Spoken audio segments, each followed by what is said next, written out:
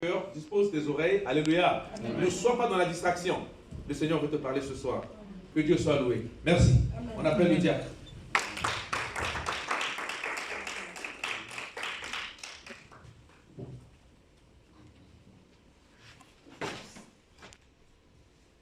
C'est obligé. Shalom, shalom, peuple de Dieu. Shalom. J'aimerais te poser une question ce soir, avant de commencer le message.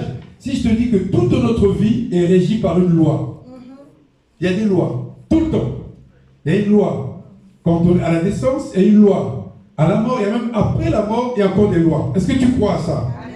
Alors, ce soir, on va tout simplement parler de la volonté de Dieu. Que la volonté de Dieu s'applique. Amen. La volonté de Dieu, c'est quoi? C'est ses lois à lui. Or, à côté de la loi de Dieu, il en existe plusieurs, qui, jour et nuit, continuent de régir nos vies. Ces nouvelles lois sont assez bizarres. Il y en a même qui sont, on appelle les lois de la famille. Dans les familles, il y a aussi des lois. Il a été dit par l'arrière-grand-père, l'arrière-grand-mère, que vous n'irez jamais à l'école au-delà du bac. Il y en a aussi à qui on a dit, vous n'aurez jamais de maison. Vous n'aurez pas ceci. Alors toi, tu m'as dit que, tu m'as répondu, tu m'as bien répondu qu'il y a, pour toi, la seule loi qui va s'appliquer, c'est la loi de Dieu, oui ou non? Amen. Alors c'est ce qu'on va voir, que la volonté de Dieu s'applique. Voilà le thème sur lequel nous allons parler. Pourquoi la volonté de Dieu? L'année est en train de finir. C'est le dernier samedi de 2020. Demain, ça sera le dernier dimanche de 2020. Il doit se passer quelque chose dans ta vie. Ne serait-ce qu'une décision, ne serait-ce que le début de quelque chose de plus grand que ce que tu as déjà vécu en 2020. Amen. Ne dis pas, voilà, ça va être comme ça. Non. C'est toi qui vas décider de ce qui va se passer en 2021. Si tu laisses aux autres de prendre la loi et de l'appliquer, là c'est ton problème. Décide, prends autorité. Quand vous lisez la Bible, on nous dit, Jésus prêchait avec autorité. Il parlait avec autorité. Toi aussi, tu dois parler avec autorité en ce qui concerne ta propre vie, ton avenir et celle de tes enfants. Alors, pour comprendre très bien pourquoi nous parlons de la loi, nous allons prendre tout simplement Jérémie 31. Jérémie 31, c'est Dieu qui parle par la voix de son serviteur. Il dit quelque chose qui nous concerne, toi et moi. Parce que les Juifs à qui cette parole était adressée ne l'ont pas reçue. Ils ne l'ont pas appliquée. Mais toi et moi, Jésus est venu et il a appliqué cette loi, cette parole. Jérémie 31. Jérémie 31, on va se lever pour honorer la parole de notre Dieu. Amen. La suite, on pourra s'asseoir, mes frères et sœurs. Amen. Amen. Sois dans la joie. Amen. Il nous reste encore quelques jours. On va gagner nos combats. Tous ceux qui avaient écrit ton nom sur la liste des échecs, toi, tu vas passer de l'autre côté. Tous ceux qui avaient prévu ta mort, ils vont être surpris. Elle est encore là. Mais si, elle est encore là. Parce que ce n'est pas toi qui décides. Voilà. Nous lisons la parole de Dieu dans le livre de Jérémie 31. Verset 31. Voici, les jours viennent, dit l'Éternel, où je ferai avec la maison d'Israël et la maison de Juda une alliance nouvelle. Non comme l'alliance que j'avais traitée avec leur père, le jour où je les ai saisis par la main pour les faire sortir du pays d'Égypte, alliance qu'ils ont violée, quoique je fusse leur maître, dit l'Éternel. Mais voici l'alliance que je ferai avec la maison d'Israël. La maison d'Israël, c'est toi et moi aujourd'hui. Il dit quoi? Après ces jours-là, dit l'Éternel, je mettrai ma loi où? Au-dedans d'eux. Je l'écrirai où? Dans leur cœur. Je serai leur Dieu et ils seront mon peuple. Oh, nous bénissons cette belle parole. Nous bénissons ce soir cette belle parole qui nous emporte encore plus haut. Dieu, tu n'es pas à côté, tu es devant nous. Dieu, tu n'es pas celui qui part en vacances, tu es là. Dieu, tu vas parler ce soir à mon frère, tu vas parler à ma soeur. Car tu n'es pas celui qui te trompe. Si tu nous as amenés dans cette parole, c'est parce que tu veux nous ramener encore à nous rappeler que tu es celui qui conduit nos vies. Père, que l'alliance que tu as faite avec Jésus-Christ à la croix s'applique à nous aujourd'hui. Que nous puissions plus chercher qui va nous apprendre la loi, mais qu'elle soit déjà inscrite dans nos cœurs et dans notre esprit. Père, nous couvrons ce moment du sang de l'agneau et nous savons que nous serons victorieux en 2020, car c'est toi qui es aux commandes de tout. Dans le nom puissant, nous avons supplié. Amen. On peut s'asseoir. Là, on nous dit quoi? On nous dit qu'il y a une loi. Cette loi, elle a été écrite où? Dans ton cœur, dans notre esprit. C'est-à-dire que lorsque nous naissons, jusqu'à la mort, lorsque nous avons la nouvelle alliance, la nouvelle naissance, il n'y a plus de loi du monde, c'est la loi de Dieu qui nous conduit. Mais nous allons voir que quand bien même il y a cette loi-là qui conduit le monde, qui nous dirige tous, il y a deux lois qui vont encore nous embêter. Deux lois qui vont nous embêter durant toute notre vie. La première, on va prendre l'exemple de la loi que Daniel 2, 9. Daniel, dans le livre de Daniel, vous connaissez tous Daniel. Qui c'est celui-là? Daniel, c'était un beau gars qui a été amené en captivité par Nabuchodonosor. Et qu'est-ce que Nabuchodonosor fait dans le chapitre 2, verset 9? Juste celui-là, il arrive quoi? Il a un rêve. Il fait un rêve, et ce rêve, lui-même, a oublié le rêve. Il dit aux gens, venez m'expliquer, c'est que moi j'ai eu comme rêve. Est-ce que vous comprenez ça? C'est quelque part un peu dérangeant. Tu as fait un rêve, je n'ai pas participé à ce rêve, je n'étais pas avec toi dans le rêve, mais tu lui dis, viens m'expliquer le rêve que j'ai eu, sinon, et voilà, c'est une loi. Et cette loi, il a assorti cette loi d'une sanction. Il le dit dans le verset 9, il dit que celui qui ne lui donnera pas l'explication de cette loi, il le tuera. Nous avons ici des lois. Si tu n'as pas le permis, tu ne peux pas prendre la voiture. Si tu n'as pas, aujourd'hui par exemple, si tu restes jusqu'à 23 heures, tu as une contravention si tu tombes dans les mains des policiers. Mais là, sa loi, lui, c'était sa loi qui allait justement dans le sens où lui, il voulait. C'est-à-dire que vous faites ceci pour moi. Bien-aimés, nous avons aussi des gens dans nos vies qui prennent des lois comme ça. Contre toi, contre moi, contre une assemblée. Il y a des gens qui ont décidé comme ça de chez eux, je ne sais pas pourquoi. Voilà, c'est le verre, je dois fermer. Il y a des gens comme ça, hein, tout seul, hein, ils décident, moi je veux me battre. Mais c'est exactement la même chose. Or, la loi de Dieu, qu'est-ce qu'elle dit? C'est un lieu de prière. C'est un lieu où les gens célèbrent sa grandeur. C'est un lieu où les gens se rencontrent pour faire monter un grand feu. Et lui, celui tout seul, il n'a aucun pouvoir. Il n'est même pas l'apôtre, il n'est rien. Il dit voilà, cette salle-là doit fermer. C'est la même chose avec Daniel. Dans le livre de Daniel ici, Nabuchodonosor prend une loi comme s'il était devenu à la place de Dieu lui-même. Si vous ne me dites pas ce que moi j'ai eu comme rêve, c'est absurde. D'abord, un rêve, c'est quelque chose que tu ne maîtrises pas à 99%. La plupart des rêves, c'est entre 40 et 55. Tu ne peux pas aller jusqu'à 99% de ton rêve que tu as eu. Mais là, tu l'as oublié. Tu dis aux gens, non, venez m'expliquer. Si vous ne m'expliquez pas, je vous tuerai. Certains d'entre vous, vous irez en prison. Des lois comme ça existent partout. Des gens qui décident que toi, tu ne dois pas réussir. Tu regardes, mais toi et moi, qu'est-ce qu'il y a? Rien. Est-ce que nous sommes en compétition? Non. Mais pourquoi? Non. Moi, j'ai décidé que toi, cette loi-là doit s'appliquer à toi. Or, la loi de Dieu, c'est celle-là qui a été inscrite dans nos cœurs et dans notre esprit. C'est cette loi-là, celle que Jésus-Christ est en train de diriger. Voilà l'homme qui dit non, vous n'allez pas réussir. Non. Nous, la loi qui est ici, qui s'applique pour toi et moi, partout, tu vois, c'est la loi que Dieu a prévue. Nous allons prendre une deuxième forme de loi. Une loi, forme de sentence. Parce que quand on dit la loi, quand on envoie quelqu'un en prison, on dit la loi t'es puni de 2 ans de prison de ceci. C'est une sentence. Et ça, c'est dans Exode 15, verset 26, juste le verset 26. Exode 15, verset 26, on n'est pas en cours de droit. On est en train de parler de choses spirituelles. Amen. Amen. Parce que certains pourraient penser, oui, il est en... Non, on n'est pas en cours de droit. On est en train de parler de la loi de Dieu, qui est une loi importante que tu dois connaître, mon frère, ma soeur, et essayer de vouloir absolument qu'on ne l'applique pas à la loi des hommes. Dans le chapitre 15 de l'Exode, le livre de l'Exode, au verset 26, il dit ceci. Il dit, si tu écoutes attentivement la voix de l'Éternel, ton Dieu, 1. Si tu fais ce qui est droit à ses yeux, 2. Si tu prêtes l'oreille à ses commandements, 3, et si tu observes, quatrième point, toutes ces lois, je ne te frapperai d'aucune des maladies dont j'ai frappé les Égyptiens, car je suis l'Éternel qui te guérit. Donc là, nous avons aussi une loi. C'est-à-dire que on te dit ce qu'il ne faut pas faire, et ce que tu dois faire pour rentrer dans la grâce de Dieu. Parce que toi et moi, nous avons un devoir. En venant en Christ, nous devons croître. La croissance se fait d'abord en sagesse, en stature, et aussi, tout simplement, dans la grâce de Dieu. Et ça demande à ce que tu sois dans l'obéissance. Cette loi ne pose pas de problème. Mais il y a une sanction. La sentence, c'est que si tu ne le fais pas, il te frappera des maladies qui étaient en Égypte. Bien, nous sommes en train de finir l'année. Certains d'entre nous, toute l'année, le pasteur, bienvenue, que notre Père spirituel dans ces lieux, il a dit là, il y a quelques minutes, qu'on a eu un programme de 21 jours. Beaucoup d'entre nous ne l'ont même pas fait. Ils n'ont même pas essayé. Alors commencer, non, rien du tout. On va rentrer en 2021, tu vas demander à Dieu de faire des choses pour toi. Mais Dieu va se poser des questions. Mais dans ma liste là, j'ai vu pas mal de mes enfants, mais toi tu ne t'es pas vu. Tu étais où pendant tout le temps? Pendant 365 jours, tu n'as pas pris ce temps-là. C'est un temps que tu offres à Dieu.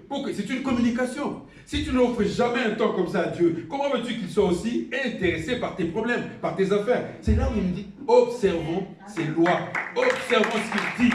Parce que tu ne peux pas recevoir de Dieu si tu ne lui donnes rien. Non, il n'est pas comme ça. Tu dois être aussi complètement attentif à ce qu'il demande. Pas seulement, il demande à ses serviteurs, mais il demande aussi à ceux qui viennent à lui dans des lieux comme celui-ci. Ah, vous savez que nous devons faire ceci, nous devons faire cela. Il ne s'agit pas forcément parce que les gens, quand on entend parler comme ça, ah oui, c'est pas d'argent. C'est pas forcément d'argent. Mais c'est aussi cette attention-là. Un enfant obéissant dans une maison reçoit beaucoup de cadeaux. Et un enfant qui écoute ses parents, lorsqu'il demande quelque chose qui coûte très cher, les parents n'hésitent pas. Ils donnent. Parce que ça va, cet enfant est obéissant, il nous écoute. Dieu aussi attend ça de nous. Là, c'est la loi sentence.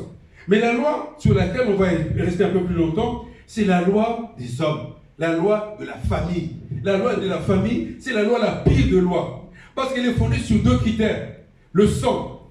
Le sang porte en toi et que tu as, que j'ai. Lorsque tu le passes, lorsque tu ne bois pas le sang de l'agneau, à la fois spirituellement et aussi quand on prend la Sainte Seine, si tu ne fais pas cet effort-là, le sang que tu as en toi, ça sera toujours l'ADN de la famille dont on vient. Le sang que nous avons nous pose ce problème. Deuxième chose aussi, lorsque nous faisons des alliances. Toi, l'alliance que tu peux faire, que je te souhaite vivement, comme moi aussi j'en ai fait, c'est le mariage, en dehors de l'alliance avec Jésus-Christ. Mais beaucoup font des alliances n'importe où, n'importe comment. J'ai été longtemps musicien dans le monde, je peux vous assurer que si tu n'es pas fort, tu vas faire une alliance, après tu commences à regretter. Tu commences à regretter, ah oui, mais j'aurais pas dû faire ça. C'est pas forcément on va te donner, non. On peut te donner juste une feuille. Tu sais, cette feuille-là, avant de dormir, tu mets ça sur ton coussin pour dormir. Tu es dans une alliance. Amen. Tu es déjà dans une alliance. C'est une feuille, juste une feuille, avec 3 phrases. Mais c'était juste une feuille, non.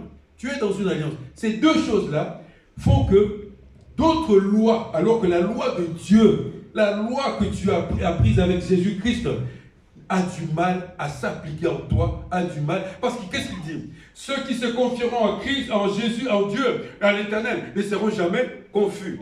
Toi, tu te confies. Tu te confies en l'Éternel. Mais chaque fois que tu sors, tu es dans la confusion. Tu perds, tu n'avances pas. Mais à un moment donné, il y a une loi, une autre loi, qui est en train de court-circuiter la loi de notre Dieu. Prenons un exemple. L'exemple, c'est dans le livre d'Ézéchiel. Ézéchiel 16. Ézéchiel, tout le livre d'Ézéchiel, c'est un livre dans lequel on parle beaucoup de ces choses-là. Et Ézéchiel 16, dans ce livre, on nous parle beaucoup de situations où les hommes se sont engagés. Il parle surtout de la défection du peuple d'Israël face à ce qu'il leur avait promis comme réussite. Et pour ça, juste parce qu'ils voulaient être, comme on dit, mondains. D'abord, dans le verset 3, qui peut nous le lire, Ézéchiel 16, on lit d'abord le verset 3, après on va progresser un peu. Je lis la parole de Dieu dans Ézéchiel 16 au verset 3. Amen. Tu diras, ainsi parle le Seigneur, l'Éternel à Jérusalem, par ton origine et ta naissance, tu es du pays de Canaan. Ton père était un Amoréen, et ta mère une Étienne. Amen. Je continue? Non, amen. On s'arrête là. On prendra 44 et 45. On s'assoit, on va déjà poser un principe là. C'est-à-dire que toi et moi avons bien une origine. Parce que beaucoup d'entre nous disent non, j'ai pas d'origine, moi, on peut pas. Non. Aucun homme sur la terre, il y a même Jésus-Christ, est né d'une femme. Même Jésus-Christ, celui que nous glorifions dans nos chants, celui pour lequel nous sommes venus ici, il est né d'une femme. Donc, c'est-à-dire que personne ne peut dire que je n'ai pas d'origine. Donc, si tu admets déjà le principe que tu as une origine quelque part, maintenant tu vas voir ce qui se passe quand la loi des hommes va s'appliquer sur toi. On prend le verset 40, maman, tu peux continuer parce que tu as repris le long. 44 et 45. Toujours Ézéchiel 16. Au au verset 44. Oui. 44 et 45. 5, les deux. Vous pourrez aller plus loin, mais c'est où ça s'arrête là.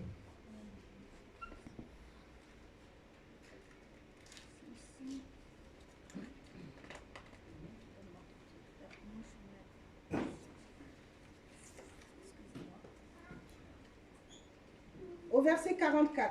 Amen. Voici, tous ceux qui disent des proverbes t'appliqueront ce proverbe. Telle mère, telle fille, tu es la fille de ta mère qui a repoussé son mari et ses enfants. Tu es la sœur de tes sœurs qui ont repoussé leur mari et leurs enfants. Votre mère était une Étienne et votre père un Amorien. Ta grande sœur qui demeure à ta gauche, c'est Samarie avec ses filles. Et ta petite sœur qui demeure à ta droite, c'est Sodome avec ses filles. Tu n'as pas seulement marché dans leurs voies, commis les mêmes abominations, c'était trop peu. Tu as été plus corrompu qu'elle. Amen. Dans toutes tes voies. Amen. Est-ce qu'on a compris? On est en train de nous parler tout simplement. Vous savez ceux qui disent des proverbes, ils te voient comme ça, ils te disent ah oui, toi, ceci va s'appliquer pour toi. C'est exactement ce qu'il est en train de nous dire ici. C'est-à-dire que c'est une personne qui connaissait tes parents, qui ont connu certainement des problèmes, qui ont raté certaines choses, qui n'ont pas réussi dans certains domaines, et la personne vient te dire toi, tu es comme telle mère, telle fille, tel fils, tel père. Voilà comment ton père a marché, toi aussi tu ne peux que réussir, tu ne peux qu'échouer. Voilà comment. Et cette loi-là, elle est écrite nulle part. Nulle part. Vous savez, dans la vie d'aujourd'hui, on peut passer toute une journée à citer des exemples de gens dont les parents étaient dans la pire, alors vraiment la pire situation, qui sont devenus riches. Il y a des exemples de personnes dont les parents étaient mauvais dans tous les sens à la fois, moral, spirituel et même matériel. Les enfants sont devenus de grands personnages. Mais là, on te dit, toi, tu ne peux pas changer ça. Et ça, ça relève surtout souvent de la loi basée sur le sang, de la loi basée sur ce qu'on appelle les alliances. Lorsque nous disons nous sommes dans l'alliance de Christ, désormais, c'est Christ qui règne en nous. Par son sang, il nous rachète. Par son sang, il nous purifie. Par son sang, il nous donne une vie de sanctification. Par son sang, lorsque nous prenons la Sainte Seine, il nous régénère tout le temps. Par ce sang, il nous fait rentrer dans le lieu très saint. Voilà ce que le sang de Jésus fait. Mais quand on te dit, le sang des parents, c'est quoi? Toi et mon frère, puisque j'ai échoué, tu dois échouer aussi. Parce que le sang que tu as, c'est mon sang. Voilà comment on nous dit là. Qui peut accepter ça? Non, non. C'est pour ça, ce soir, tu dois prier que la volonté de Dieu s'applique dans ma vie. Pas la volonté de la famille, pas la volonté du sang, pas la loi des normes, mais la volonté de Dieu. C'est celle-là qui doit s'appliquer dans ma vie. Parce que là quand quelqu'un te dit, ah oui, tu sais que toi et moi, surtout les Africains, ils aiment bien dire ça, toi et moi, nous avons une même mère. Ça veut dire que, puisque nous sommes sortis de la même couche, de même utérin, nous sommes des frères utérins, donc tout ce que moi je vais réussir, toi aussi tu dois les réussir. Quand moi j'échoue, toi aussi tu dois. C'est écrit où? Or ces lois-là, quand on arrive en fin d'année comme ça, c'est ces lois-là qui sortent de plus en plus. Qu'est-ce qui se passe lorsque les gens regardent, ah, il finit l'année dans une réussite encore. Et pourtant nous sommes des frères, et pourtant nous sommes des sœurs. Comment il peut faire des choses comme ça sans que moi je puisse les faire? Quand vous lisez dans le livre toujours de Jérémie, il y a l'histoire des Récabites. Les Récabites, c'était une famille dont le grand-père avait peur de tout. Et qu'est-ce qu'il a dit aux enfants? Partout où vous irez, partout, c'est comme toi et moi qui sommes venus en France, notre pays d'accueil qui nous a accueillis. Qu'est-ce qu'il leur dit? C'est Jérémie 35, si tu veux la référence. Il leur dit, quand vous irez dans l'étranger, quand vous ne serez plus ici à Jérusalem, ne construisez pas. Habitez dans les tentes, ne faites rien, n'habitez pas dans les lieux où les gens vous élèveront. Pourquoi? Parce que moi, votre grand-père, je l'ai dit. C'est tout juste si quelqu'un te dit, voilà, ne vis plus. Amen. Voilà. Et pourtant, les Récabites vont répéter ça sur 3 générations. 3 3 générations, ils continueront de dire toujours, ah oui, le grand-père avait dit à notre père, à notre arrière-grand-père, que nous ne devons pas avoir ceci, nous ne devons pas avoir des maisons, nous devons vivre toujours dans la pauvreté. Dis non à cette loi-là. Parce que Jésus t'a racheté de toutes ces choses-là. Jésus t'a sorti de toutes les formes d'esclavage. La servitude, ce n'est pas ici. La servitude ne concerne pas les enfants de Dieu. La servitude ne concerne pas ceux qui ont cru en Jésus-Christ. Dis-toi, je sais en qui j'ai cru. J'ai cru en Jésus-Christ. Puisque j'ai cru en Jésus-Christ, une autre voie va s'ouvrir. Toutes les portes peuvent se fermer. Il en ouvrira une pour moi. Ne dis pas, voilà, je suis un récabite. Mon grand-père, mon arrière-grand-père n'a jamais acheté de maison. Non. Tu n'es pas cela. Tu es enfant de Christ. Christ t'a aimé. La voix de Christ crie en toi, Abba Père. Elle crie très fort, Abba Père. Toi aussi tu dois dire, puisque j'appartiens à ce Père-là, la fin de l'année ne me dit rien. Parce que j'ai déjà engagé un nouveau processus de réussite. La fin de l'année, c'est juste un chiffre. C'est juste un moment comme ça. On va passer en famille. Après, moi, je vais redémarrer. Dans mon assemblée, il y aura des frères qui viendront, des sœurs qui viendront. Dans cette chorale-là, il y en aura plein qui viendront jouer avec nous. Ne reste pas dans voilà. Donc, puisque nous, on nous avait dit, ça nous tue. Là, on dit à quelqu'un, voilà, ta mère était comme ça. Pire, il lui dit même, ta sœur était ça. Toi aussi, tu es. D'accord. Une de ses sœurs est à Sodome. Vous connaissez tous l'histoire de Sodome. Mais qu'est-ce qu'elle a à voir avec ça? Qu'est-ce qu'elle a à voir avec... Donc, c'est-à-dire que si tu as un frère qui est en prison, tu dois aussi aller en prison. Même si tu n'as rien fait, tu vas. Arrêtez-moi, c'est mieux, non? Arrêtez-moi parce que mon frère, non. Donc, c'est la chose la pire. Et excusez-moi de le dire, mais notre communauté des Blacks, nous fonctionnons avec ça. Nous fonctionnons avec ça. Croyez-moi, beaucoup fonctionnent avec ça. Il arrive en France, il ne fait rien. Un matin, il regarde les autres qui sont en train d'avancer. Ah, mais celui-là, c'est forcément un sorcier. Ah, l'autre là, tu vois, il a une chaînette là. Cette chaînette là, c'est ce qu'il a fait pour avoir ça. Mon cher, fais la même chose toi aussi, non? Comme ça, tu vas avancer. Nous avons que ça. Que ça. Grande sœur qui n'aime plus la petite sœur. Petite sœur qui n'aime plus la grande sœur. Neveu qui n'aime pas le tonton. Nièce qui n'aime pas. Pourquoi? Parce qu'il n'a pas regardé à ce qu'il est venu faire en France. Il a regardé à ces lois-là. Ah oui, au village, il y avait ceci, il y avait cela. Donc, comme je suis là, non. Tu appartiens à Christ. C'est lui qui appartient à Christ. Commence une nouvelle vie. Toutes les choses sont nouvelles. Et qu'est-ce qui est nouveau si toi tu continues de rester dans la même loi-là? Mais il y a aussi un texte qui, personnellement, chaque fois que je l'ai lu, ça m'a toujours un peu fait peur. C'est dans Jérémie toujours. Et ce texte dit qu'un homme, on prédit pour lui qu'il ne doit pas avoir d'enfants. Et même s'il a des enfants, ces enfants-là doivent tous mourir. Vous vous rendez compte? C'est-à-dire qu'on lui prédit quelque chose de tellement mauvais, comme si c'est lui qui avait la possibilité de changer de ses propres mains l'avenir. L'avenir d'un homme n'appartient pas du tout à ce que toi tu fais ou bien aux autres. L'avenir d'un homme, la destinée d'un homme, c'est Dieu qui l'a entre ses mains. Que la loi de famille ne te fasse pas peur. Parce que nos familles toutes les familles font ça. Il n'y a pas une exception. Soit ils sont un peu, on va dire, s'ils sont en Christ, ils commencent à, oui, mais toi tu pries. Comment tu ne m'envoies pas de l'argent? Toi tu pries. Ah, mais je prie, ça veut dire que quand je vais prier, je ramène de l'argent ou bien quoi? C'est ça, mais toi tu pries. Mais d'accord, je prie, je suis serviteur. Mais si c'est que je t'ai donné, c'est ce que Dieu a permis que je te donne. Non. Et tout ça pour te ramener toujours dans la dimension, voilà, tel père, tel fils, telle mère, telle fille. C'est faux. C'est écrit nulle part. Nulle part, même dans le code humain, même dans le code des humains, le code commerce, code civil, code pénal, jamais on emmènera quelqu'un en prison pour les crimes commis par papa. Jamais on donnera une fortune qu'il n'a pas parce qu'il est juste le frère de la sœur de. Mais cette loi, c'est la loi, elle est vraiment présente et nous écrase cette loi-là. Elle nous écrase énormément et faisons en sorte que ne soyons pas comme Jacob. On lui dit, voilà, tu aimes cette femme, non, on te donne celle-ci parce que la coutume voudrait que tu ne puisses pas prendre la cadette avant la grande sœur. Nous, on va dire non. Nous, on prendra celle que nous voulons. On avancera selon nos principes que Dieu a mis en nous. Il n'est pas question qu'ils nous disent, voilà, toi tu vas prendre d'abord celle que tu veux. Non. Tu veux te marier, tu prendras celle que tu veux. Tu ne prendras pas, voilà, un attente. Non. Nous, on n'est pas là-dedans. Parce que la loi qui règne en nous, elle a été écrite dans notre esprit et dans notre cœur.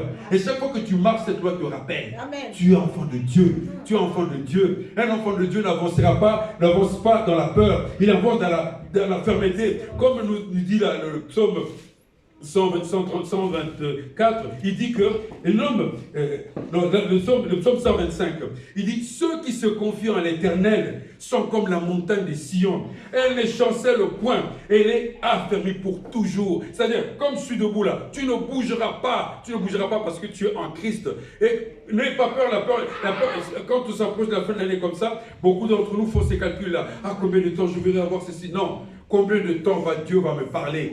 Et ce souci-là, quand on nous dit d'abord le royaume de cieux, ensuite les choses que nous connaissons ici sur terre, c'est que, et le souci, est-ce que Dieu m'entend quand je lui parle? C'est ça que tu dois t'embêter. Ne t'embête pas de savoir, est-ce que j'ai suffisamment ceci? Non, parce que tu auras toujours à manger, tu auras toujours à te vêtir, tu auras toujours un toit sur toi, mais est-ce que tu auras toujours Dieu à l'écoute? Comme lui-même il dit, moi, vous m'aurez, les pauvres, vous les aurez tout le temps. Mais moi, vous ne m'aurez pas tout le temps. De même aussi, toi aussi, tu dois avoir ces soucis-là. Est-ce que Dieu est dans ce que je suis en train de faire? Est-ce que je suis en train de faire selon ma pensée ou selon ce que Dieu a voulu que je fasse? On va prendre juste un texte, c'est Apocalypse 22. Apocalypse 22, 12. Donc, c'est le même texte, mais sur plusieurs endroits. Il y a aussi dans Ésaïe 40, 10, dans Ésaïe 62, 11. Mais nous le prenons dans l'Apocalypse. Pourquoi? Parce qu'il marque, en fait, compte, c'est que Dieu voudrait que nous soyons. Apocalypse 22, 12. Il dit ceci: voici, je viens bientôt, et ma rétribution est avec moi. Amen. Pourquoi? Pour rendre à chacun selon ce qui est son œuvre. Bien-aimé, il continue, il dit: je suis l'alpha et l'oméga, le premier et le dernier, le commencement et la fin. Heureux ceux qui lavent leurs robes, afin d'avoir droit à l'arbre de vie et d'entrer par les portes dans la vie. Vous savez, il parle de l'arbre de vie, par contre dans un autre verset, il parle du livre de la vie. Dans Apocalypse 3, il dit: ce livre-là, ni dans le ciel, ni sur terre, ni sous terre, aucun n'a été trouvé digne de l'ouvrir. Que le livre de ta vie, le livre de ma vie, pas un seul homme digne n'a été trouvé, ni dans le ciel, ni sur terre, ni sous terre pour l'ouvrir. Seul Jésus est venu l'ouvrir. Si Jésus a ouvert ton livre, le livre de ta vie, qui pourra le refermer, ce livre-là? Si Jésus a ouvert le livre de ta vie, il a écrit quelque chose. Demande ce soir: Jésus, qu'as-tu écrit pour mon assemblée? Qu'as-tu écrit pour moi? Qu'as-tu écrit pour ma femme? Qu'as-tu écrit pour mes enfants? Qu'as-tu écrit pour tous ceux que j'aime bien? Qu'est-ce que tu as écrit dans ton livre pour que je puisse m'en réjouir? Pour que je puisse me dire: je suis bien affermi, je ne bougerai pas de là où je suis. Frères et sœurs, ce soir nous allons faire une prière dans laquelle nous allons faire monter pas le ressenti, pas le regret, mais la joie d'appartenir à Jésus. Et quand on fait cette prière-là, c'est une prière de déclaration. Déclare toutes les bonnes choses que tu as reçues de Jésus. Et déclare pourquoi? Parce que c'est un amour. Et cet amour-là, il est intarissable. Déclare que puisque tu es Dieu, si vraiment tu es Dieu, ce matin tu m'as renouvelé le souffle de vie, alors parle-moi, dis-moi quelles sont les bonnes choses que tu as faites, que tu as préparées pour moi en 2021. Amen. Que ce samedi soit pour toi un moment de joie. Amen. Que nous ne soyons pas dans la tristesse, car nous sommes des gagnants, des vainqueurs, dans le nom puissant de l'Esprit de ici. Passez un moment pour que nous puissions prier ensemble. Amen.